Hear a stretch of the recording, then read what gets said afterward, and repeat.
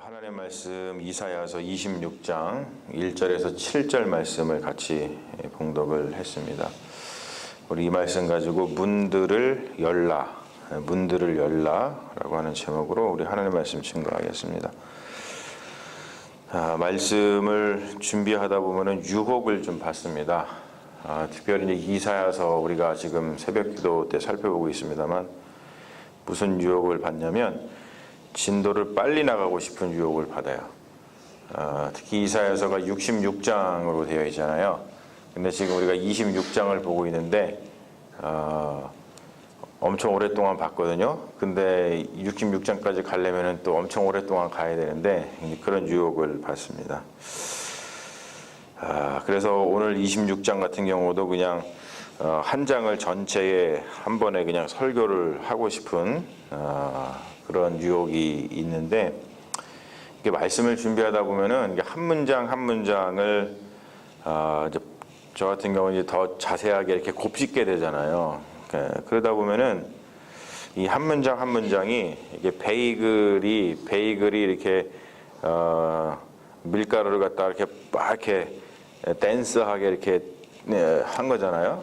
그런 것처럼 이 말씀이 너무나 이게 댄스하다 보니까 이게 촘촘하게 있다 보니까 한 번에 다 하는 것을 못 하겠어요.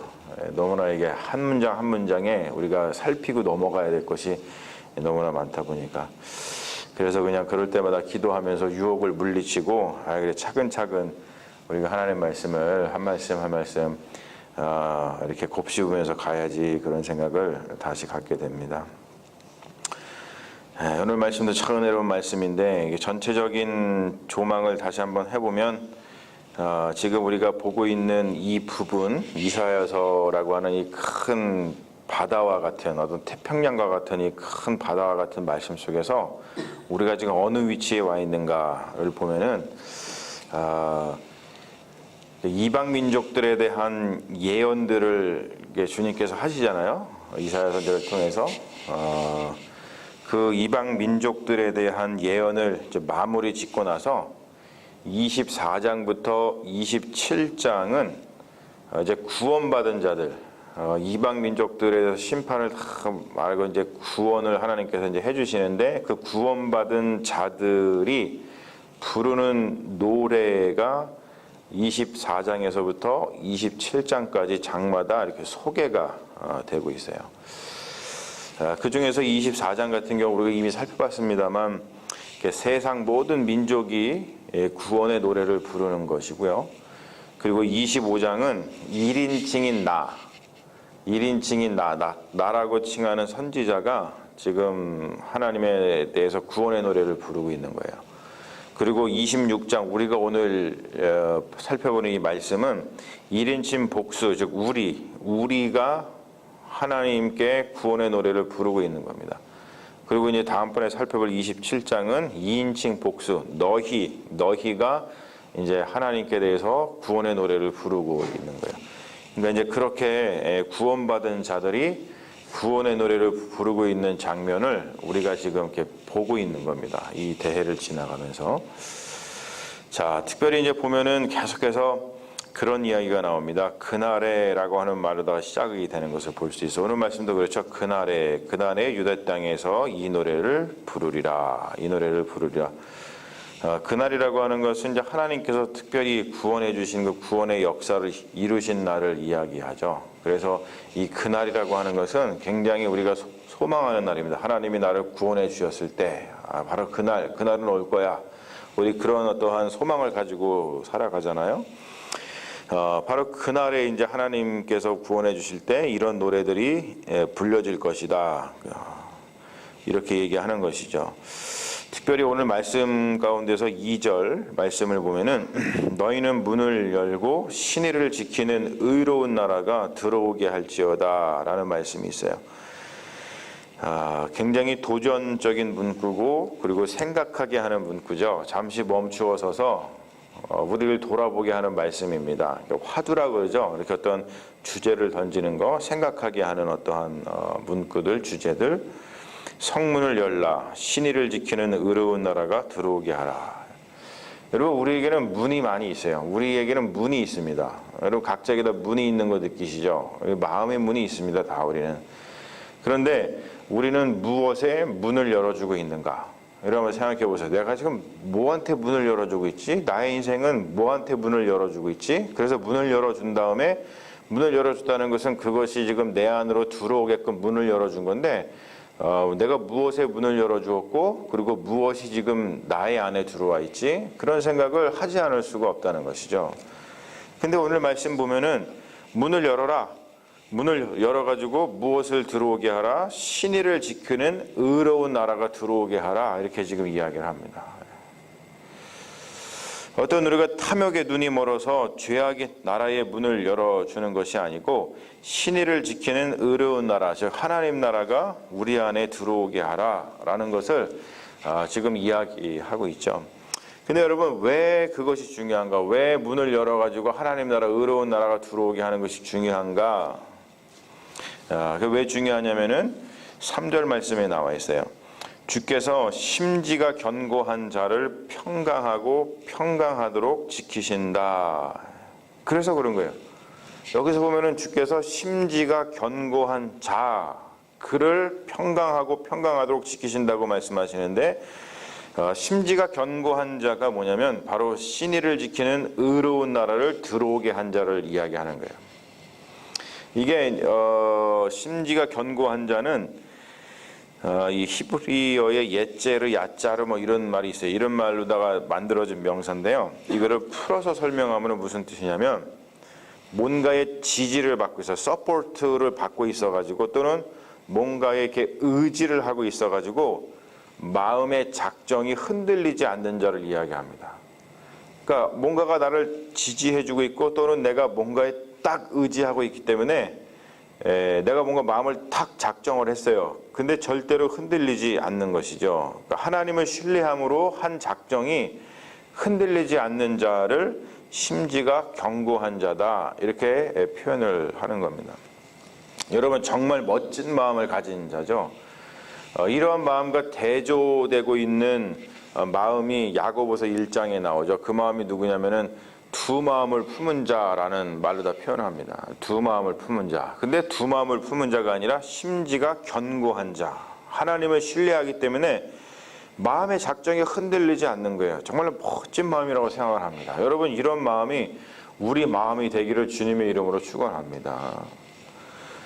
자, 그런데 보면은 그 이후에 제가 지난주에도 말씀드렸습니다만 어떤 이유에 대해서 나와요. 키. 내가 이렇게 주님을 신뢰하는데 왜 신뢰하느냐? 키. 왜냐하면 키라고 하는 그 히브리어가 나온다고 그랬죠. 우리나라 말에는 잘 나타나지가 않는데 히브리 원어에는 그런 말들이 반드시 있습니다.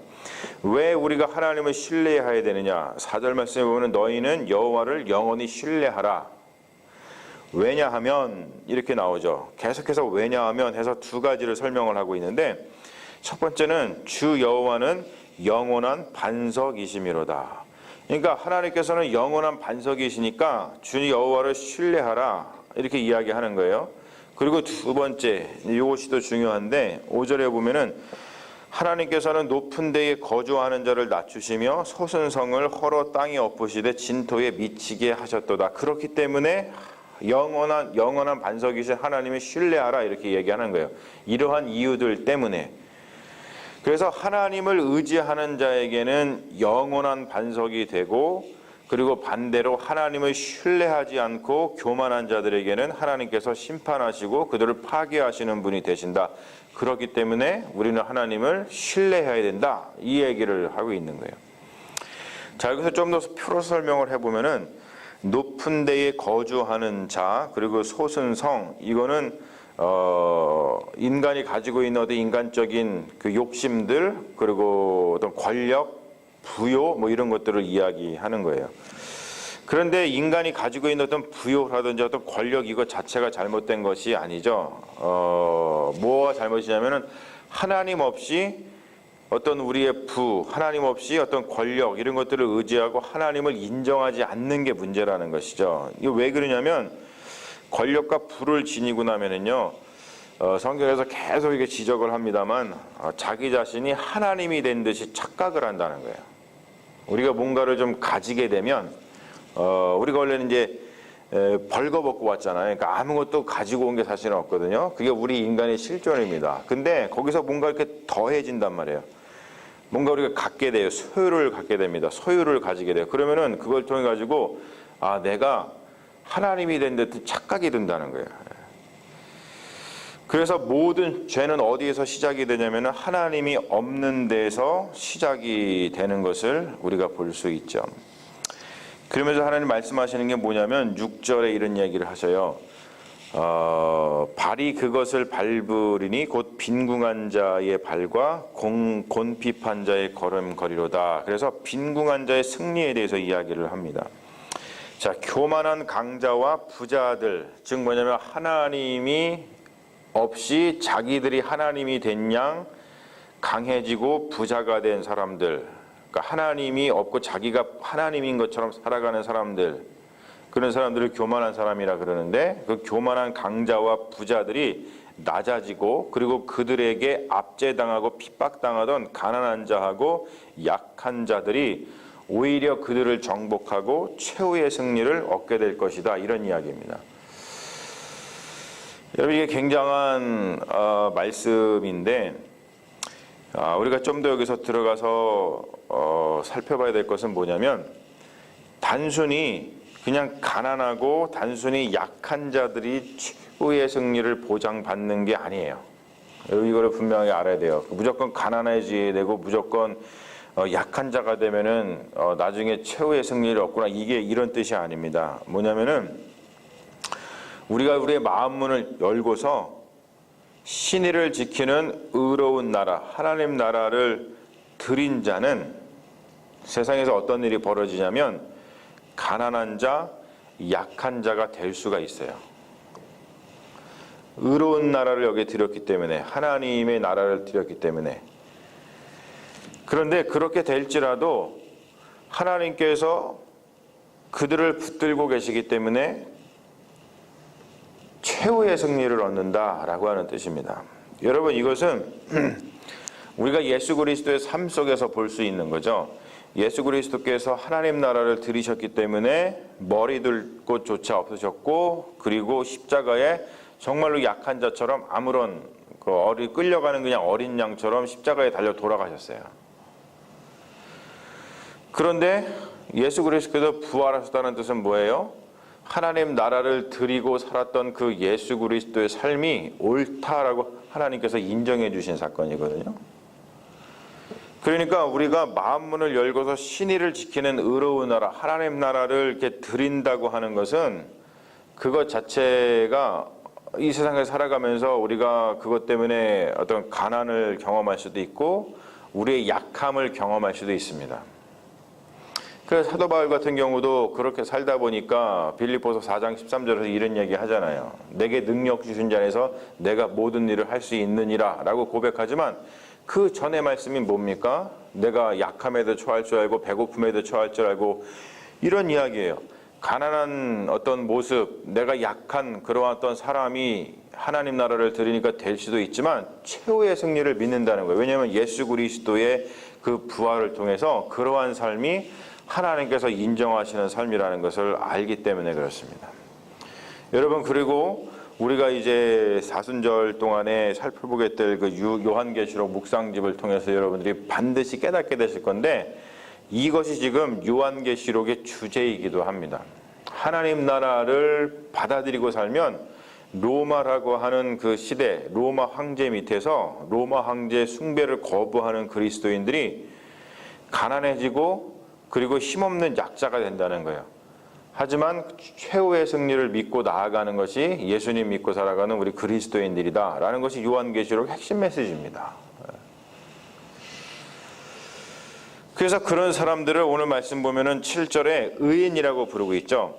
정직한 마음을 지닌 자, 가는 길이 굽지 않고 아주 반듯한 자를 이야기를 합니다. 그런데 그러한 의인을 하나님께서 그 길을 평탄케 하신다, 평강을 주신다 이야기를 합니다.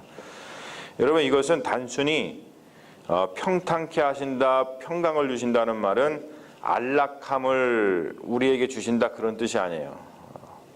그런 뜻이라기보다는 이 의인이 정한 길, 의인이 아까 마음 먹은 것이라고 얘기했잖아요. 마음 먹은 것. 의인이 마음 먹은 그 길을, 그 목적지까지 반드시 갈 수 있도록 그 길을 고르게 하신다는 뜻입니다.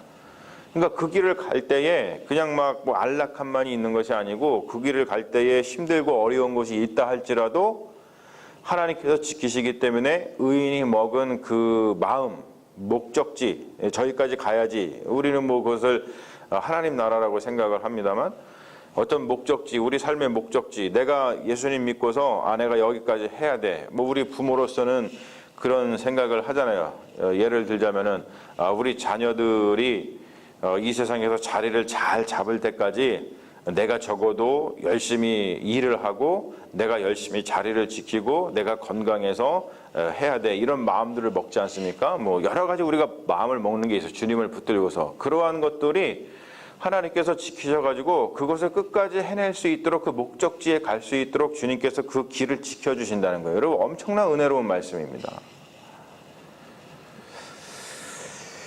문을 열어서 하나님 나라를 들인 자는 이 세상에서 고난을 당할 수 있으나 가난한 자, 약한 자가 될 수 있으나 하나님이 도우심으로 목적지에 반드시 도착하게 될 것이다 라는 것이 오늘 말씀이 우리에게 주시는 위로의 말씀인 줄로 믿습니다.